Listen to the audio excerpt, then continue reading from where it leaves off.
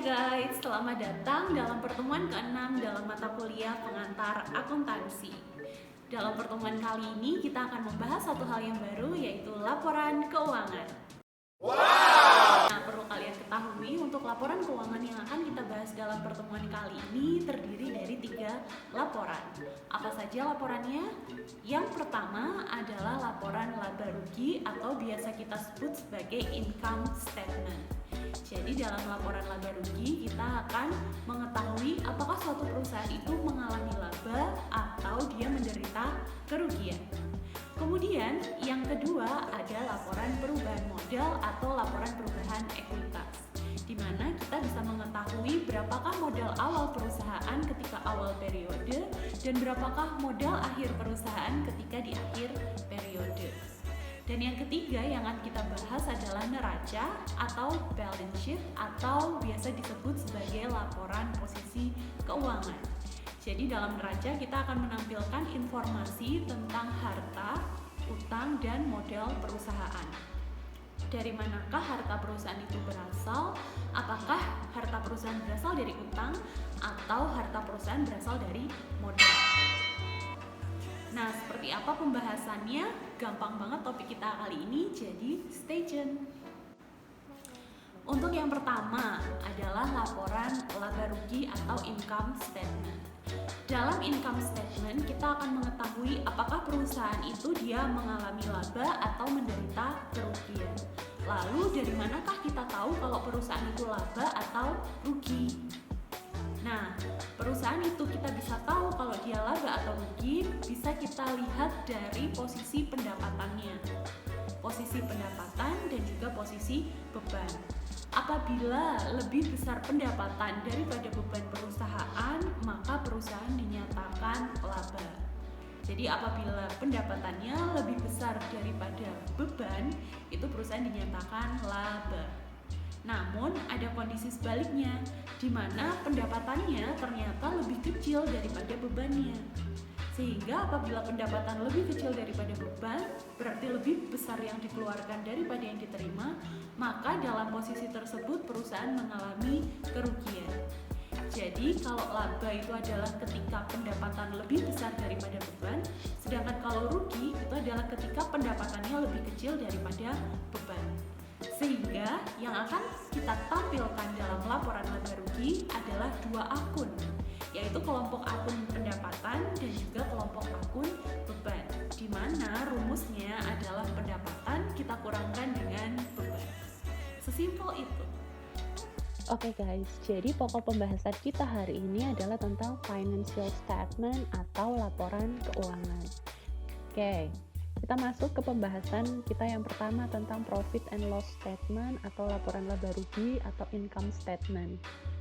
Nah, jadi basicnya untuk format dari laporan laba rugi itu adalah pendapatan kita kurangi dengan beban. Jadi kita bisa ngelis ya, pendapatannya tuh terdiri dari pendapatan apa saja, kita tulis semuanya di sini, kemudian kita kurangkan dengan akun bebannya apa saja, sehingga nanti yang ada listnya kita tuliskan di kolom yang pertama ini. Sedangkan kalau dia nggak ada listnya, langsung kepada jumlah kita tuliskan di kolom yang kedua. Jadi nanti yang ada di kolom ini adalah total pendapatan, kemudian di sini ada rincian beban-bebannya, kemudian kita jumlahkan, kita taruh di sini, ini adalah jumlah beban. Kemudian dari jumlah pendapatan kita kurangkan dengan jumlah beban, kita dapatkan laba atau rugi. Jadi kita bisa mengetahui laba atau rugi dari jumlah pendapatan kita kurangkan dengan jumlah beban. Itu adalah laporan yang pertama. Kemudian memasuki ke laporan yang kedua, yaitu laporan perubahan modal atau laporan perubahan ekuitas. Seperti yang sudah saya jelaskan tadi, di mana laporan perubahan modal atau laporan perubahan ekuitas itu adalah kita akan mengetahui berapakah modal awal perusahaan pada awal periode dan berapakah modal akhir perusahaan pada akhir periode.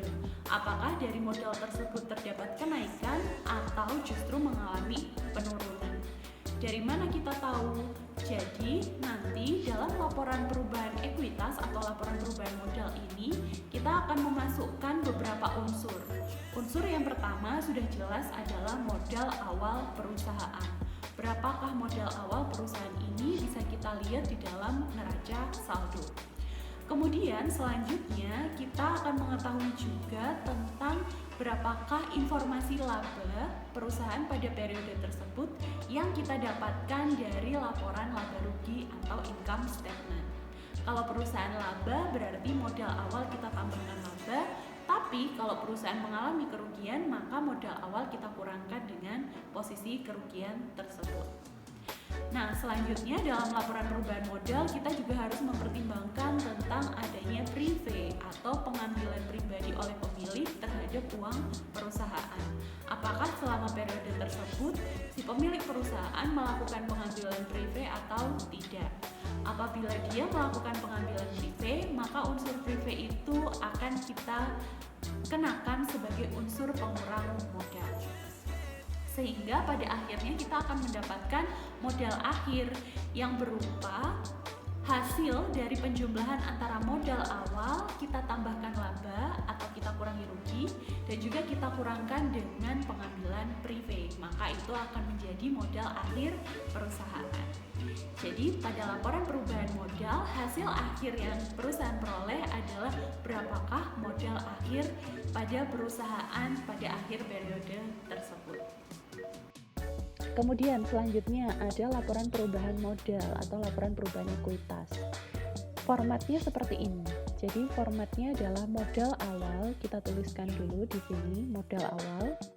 Kemudian kita tambahkan laba bersih, kita selisihkan dengan pengambilan prive. Nah, jadi gini. Tadi kita kan sudah pada laporan sebelumnya ada informasi tentang laba bersih ya di laporan perhitungan rugi laba. Kemudian laba bersih ini kita pindahkan ke sini, ke laporan perubahan modal. Jadi modal awal, kemudian kita masukkan informasi laba bersih dari laporan laba rugi. Kalau perusahaan rugi berarti kita tuliskan rugi dan angkanya di dalam kurung atau minus. Kemudian kita kurangkan dengan pengambilan prive. Apakah pada periode tersebut perusahaan melakukan pengambilan prive atau tidak? Kemudian hasil selisihnya ini kita tuliskan di sini, di bawah modal awal. Kalau lebih besar laba daripada pengambilan prive, berarti tulisannya nanti penambahan modal. Tapi kalau ternyata besar prive daripada labanya, berarti nanti tulisannya adalah pengurangan modal. Kalau pengurangan modal berarti nanti angkanya dikurung. Kemudian kalau ternyata ini perusahaan rugi dan di sini ada pengambilan prive, berarti nanti sudah jelas di sini adalah pengurangan modal, angkanya minus. Kemudian baru kita akan mendapatkan berapa modal akhir perusahaan pada akhir periode.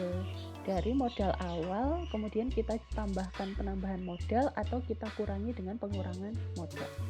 Jadi deh, ketemu dari laporan perubahan modal, produk akhirnya adalah modal akhir. Nah, selanjutnya dalam laporan yang ketiga yaitu neraca.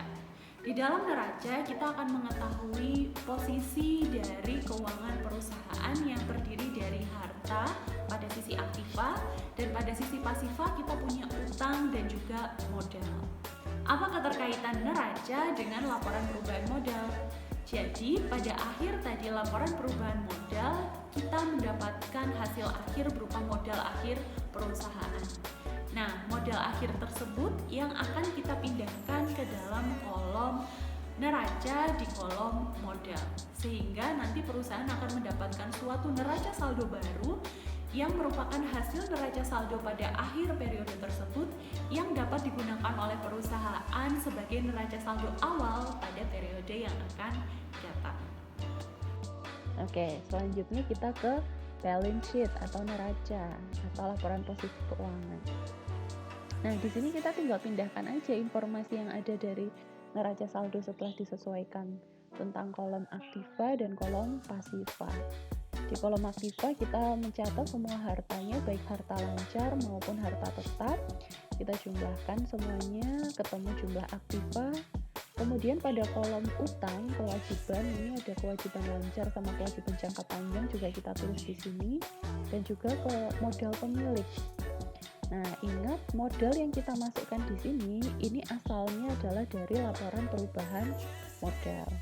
Sehingga nanti kita akan dapatkan berapakah jumlah aktiva dan berapa jumlah pasiva. Jumlah keduanya ini haruslah balance. Nah, seperti apa penjelasan lengkap tentang laporan-laporan sederhana yang akan kita pelajari ini? Berikut kita simak bareng-bareng penjelasannya. Nah, ini kalau kita gambarkan keseluruhan laporan ini hubungannya seperti apa?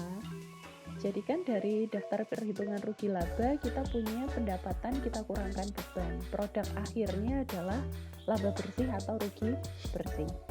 Nah, kemudian laba atau rugi ini kita pindahkan ke laporan perubahan modal di sini. Di laporan perubahan modal, jadi kita mengerjakan modal awal, kita tambahkan laba bersih atau kita kurangi rugi bersih, kita kurangi pengambilan prive sehingga akan ketemu modal akhir. Nah, kemudian produk akhirnya laporan perubahan modal ini berupa modal akhir, kita pindahkanlah ke sini, ke kolom modal pemilik di kolom neraca, dan ini jumlahnya dia harus balance. Jadi itu adalah hubungan antara laporan laba rugi, laporan perubahan modal, dan juga neraca, di mana ketiganya itu saling berhubungan satu sama lain. Dari rugi laba kita mendapatkan produk akhir berupa laba bersih yang akan kita pindahkan ke laporan perubahan modal. Di laporan perubahan modal kita mendapatkan produk akhir berupa modal akhir yang akan kita pindahkan ke dalam neraca. Kemudian di neraca kita bisa mendapatkan berapakah jumlah aktiva perusahaan, apakah dia balance atau tidak dengan jumlah pasifannya. Seperti itu. Oke, di sini kita punya contoh neraca lajur yang sudah kita kerjakan kemarin tentang servis kulkas dan AC sejuk. Ini adalah neraca lajurnya yang sudah kita bahas dalam pertemuan kemarin. Nah, sekarang dari informasi neraca lajur ini akan kita pindahkan ke dalam laporan keuangan di sini. Yang pertama kita punya laporan laba rugi. Ya, di sini di laporan laba rugi ini kita akan mencoba mengerjakan laporan ini. Masih ingat gimana format dari laporan laba rugi? Formatnya adalah pendapatan kita kurangkan dengan beban. Jadi sekarang kita tulis dulu pendapatan atau revenue. Berapakah pendapatan atau revenue yang kita miliki? Pendapatan kalau kita lihat dari sini akunnya ada di service revenue. Berarti pendapatannya dari service revenue. Berapakah total pendapatannya? Pendapatannya kita lihat dari sini nih. Ini kita sembunyikan ya. Yang kita lihat adalah kolom neraca saldo setelah disesuaikan. Service revenue-nya adalah Rp1.035.000. Oke. Kemudian jadi kita punya total pendapatan adalah Rp1.035.000. Kemudian kita kurangkan dengan beban atau expense. Beban kita yang pertama kita punya beban apa? Nih, kita punya salary expense. Kemudian kita ada lagi advertising expense. Kemudian ada beban apa lagi? Ada rent expense. Kemudian ada supplies expense, dan yang terakhir kita equipment depreciation expense. Oke, dari akun beban ini sekarang kita rinci. Rinciannya ada beban apa saja. Yang pertama salary expense ada 225.000. Kemudian advertising expense ada 25.000. Kemudian rent expense kita punya 200.000. Kemudian ada supplies expense kita punya 150.000, dan yang terakhir kita punya equipment depreciation expense kita punya 20.000. Kemudian kita bisa menjumlahkan berapa sih total expense-nya. Rumusnya kita tinggal jumlahkan berapa total keseluruhan dari bebannya. Nah, kemudian di sini namanya total expense. Kemudian di sini kita bisa mengetahui apakah perusahaan itu laba atau rugi dengan cara kita mengurangkan dari si revenue atau pendapatannya, kita kurangkan dengan expense. Ternyata hasilnya positif, berarti di sini akan kita tulis sebagai laba atau gain atau profit kayak gitu ya. Nah, Ini labanya adalah 415.000. Ini kita kasih garis dulu. Oke, ketemu labanya adalah 415.000 rupiah, dan 415 ini sama dengan selisih ini, selisih dalam kolom laba rugi 415.000 rupiah. Oke, kita sudah dapat laporan laba ruginya. Hasilnya adalah laba 415.000 rupiah. Kemudian kita pindahkan ke dalam kolom perubahan modal. Di kolom perubahan modal, rumusnya adalah modal awal. Berapa modal awal? Kita lihat dari kolom neraca saldo setelah disesuaikan pada kolom capital 3.585.000. Kemudian kita tambahkan laba. Labanya adalah dapat dari sini kan ya, tadi 415.000. Kita kurangkan dengan prive. Prive-nya berapa di sini? Drawingnya 100.000. Kemudian penambahan modal, rumusnya adalah laba kita kurangkan dengan prive, sehingga ketemu modal akhir yang rumusnya adalah modal awal kita tambahkan dengan penambahan modal, sehingga jadi deh modal akhirnya adalah 3.900.000. Nah, kalau sudah, kita bisa lanjut untuk mengerjakan ini nih, laporan neraca atau posisi keuangan. Isinya adalah aktiva yang terdiri dari aktiva lancar. Aktiva lancar ada akun apa saja? Ada akun kas, kemudian ada akun account receivable, kemudian ada prepaid trend, kemudian ada akun sublease. Nah, itu adalah aktiva lancar, sehingga di sini kita bisa total aktiva lancar. Kemudian ada aktiva tetap yang terdiri dari berarti ini ada equipment sama akumulasi depreciation of equipment. Kemudian kita bisa mentotal aktiva tetap. Di bawah ini kita bisa kasih total aktiva. Oke, kita kerjakan dari yang pertama, cash. Berapa cashnya? 1.400.000. Account receivable-nya 230, prepaid trend-nya 400.000, sublease-nya ada 550.000, sehingga totalnya aktiva lancar ada 2.580.000. Sekarang kita ke kolom aktiva tetap, ada equipment 2 juta sama akumulasi depreciation of equipment.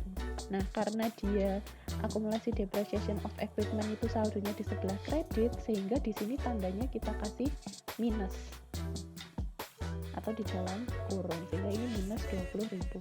Jadi total aktiva tetap sama dengan 200.000, kita kurangi 20.000 sehingga ada 1.980.000, sehingga total aktivanya adalah aktiva lancar kita jumlahkan dengan aktiva tetap. Oke, jangan lupa digaris. Nah, ketemu 4650. Sekarang kita ke kolom pasiva. Kita punya kewajiban. Kewajibannya itu terdiri dari apa saja? Kewajibannya ini ada account payable sama ini dua, salary payable. Kita masukkan account payable-nya ada 560.000 dan salary payable-nya adalah 100.000. Sehingga di sini kita bisa kasih total kewajiban adalah 560 kita tambahkan dengan 100.000. Total kewajiban adalah 660.000. Kemudian di sini kita bisa kasih modal. Modal di sini adalah namanya capital nih. Nah, sehingga di sini kita bisa kasih total modal. Kemudian di sini ada total pasiva. Nah, capitalnya berapa? Capitalnya bukan kita ambil dari sini ya. Ingat, capital bukan kita ambil dari neraca lacur, tapi capital kita ambil dari sini. Laporan perubahan modal di kolom modal akhir. Oke. Sehingga total modalnya adalah 3.900.000. Tinggal kita jumlahkan di total pasiva. Total kewajiban 660 kita jumlahkan dengan total modal 390. 4.560.000. Balance kan ya, ini dua ini. Oke. Seperti itu pengerjaan dari laporan keuangan sederhana yang sudah kita pelajari pada pertemuan hari ini ya. Nih, jadi ada kolom aktiva sama kolom pasiva. Di kolom aktiva isinya aktiva lancar dan aktiva tetap, kemudian di kolom pasiva isinya adalah kewajiban dan modal. Ini adalah total. Oke. Jadi ini adalah laporan keuangan sederhana yang sudah kita kerjakan. Sudah tahu ya, berarti ini asalnya dari mana saja. Untuk kalian supaya lebih paham, bisa kita kerjakan latihan soal yang berikutnya. Oke, itu tadi kita sudah belajar tentang 3 laporan dalam laporan keuangan. Yang pertama adalah laporan laba rugi atau income statement, di mana hasil akhirnya adalah perusahaan mengalami laba atau rugi. Kemudian yang kedua adalah laporan perubahan modal atau laporan perubahan ekuitas, di mana hasil akhirnya adalah kita mengetahui berapakah modal akhir yang dimiliki perusahaan pada akhir periode tersebut. Dan yang ketiga, kita memperoleh informasi laporan tentang neraca atau balance sheet atau laporan posisi keuangan, di mana kita tahu berapakah harta yang dimiliki perusahaan dan harta tersebut asalnya dari mana, apakah dari utang atau dari modal. Dan laporan yang ketiga, di laporan neraca ini kita juga akan mengetahui berapakah saldo neraca saldo awal yang akan kita gunakan sebagai saldo pada awal periode di periode berikutnya. Nah, gimana? Gampang kan? Asalkan kita bisa mengerjakan dengan benar, kita paham step by stepnya, insya Allah kalian semua pasti bisa mengerjakan mulai dari tahapan awal pencatatan transaksi, kemudian ke dalam jurnal, posting ke buku besar, neraca saldo, jurnal penyesuaian, neraca lajur, kemudian akan menjadi laporan keuangan. Nggak susah kan? Nah, supaya kalian bisa lebih memahami tentang materi tersebut, silakan kerjakan latihan soal yang sudah Miss Adel berikan dalam laman eStudent. Apabila ada pertanyaan, silakan disampaikan di kolom diskusi atau kita bisa diskusi bareng di WhatsApp group. Sampai ketemu pada pertemuan selanjutnya. Bye guys!